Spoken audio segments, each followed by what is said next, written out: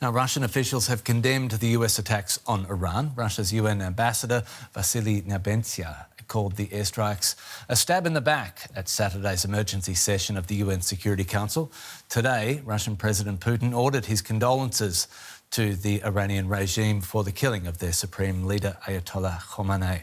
In a written statement, Putin said he was killed in a cynical violation of all norms of human morality and international law. He went on to say, in our country, Ayatollah Khamenei will be remembered as an outstanding statesman who made a huge personal contribution to the development of friendly Russian-Iranian relations and bringing them to the level of comprehensive strategic partnership. Let's get more from the Russian perspective now. I'm joined by Nicole, a fellow at the Nuclear Policy Program at the Carnegie Endowment for International Peace. She's written books on Russian-Iranian relations. Good to have you with us. Russia is condemning the US and Israeli strikes. Do you see any signs that Moscow is planning anything beyond words in order to help their longtime ally, Iran, in the situation? Yeah, not necessarily. At the moment, it looks like this is just being confined to words. Though the broader question is, what really can Russia do at this point? Russia's not going to commit ground troops for the Iranians. Air defense systems take months to kind of train on and also to be delivered. And there's also the question of whether or not Russia has the capacity to provide Iran with any of these crucial capabilities that Iran needs at this moment. Putin speaks about this comprehensive strategic partnership between Russia and Iran.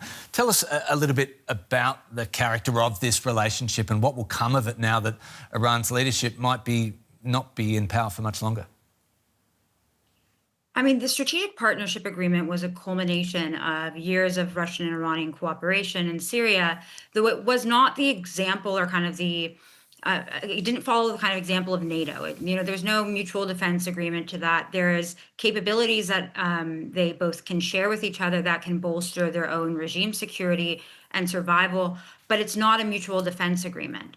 The reference to the strategic partnership agreement there, I mean, whenever Putin refers to this, is to show that Russia is not isolated with its partners. Though it certainly was not the assumption within Iran that Russia would deploy its forces on behalf of the Iranians. Of course, the strategic partnership agreement does facilitate certain Russian assistance that we might not be able to see in terms of the public side of it, but it does include intelligence cooperation. It includes some cooperation in the space launch category and also with ISR, intelligence, surveillance, and reconnaissance, which we don't know for sure if the Russians are actually providing that assistance to Iran. Nicole, it's such an interesting moment. We've seen the downfall of Syria's regime and the US toppling Venezuela's government. Now, Iran's leadership is under enormous pressure. That's three governments with close ties to Putin. Where does this leave Russia on the world stage suddenly? It's too early to make the assessment what will happen in Iran. I mean, the Russians, I think, with the Syria example, showed that they were quite adept at working with the new leadership. And, it's entirely possible that Russia may come in and work with whatever comes out of this war and leads the Iranian government. Though when it comes to Syria, Venezuela, Iran, these setbacks for Russia, I think there's an indication that, Russia is limited in its ability to support these countries. But it's not really indicative of Russian power. Russia never really made those kind of really stringent defense commitments to these countries. And whereas it may look in terms of the public relations side of it, like Russia is weaker, it's not really a kind of a fair way to assess what the Russian capabilities are when it comes to their own defenses and their own future, involvements in wars. One more before we go. Is there a chance this conflict could make it harder for Russia to get weapons from Iran, which are crucial for its continued attacks on Ukraine? Is there any flow-on effect here to Russia's war in Ukraine?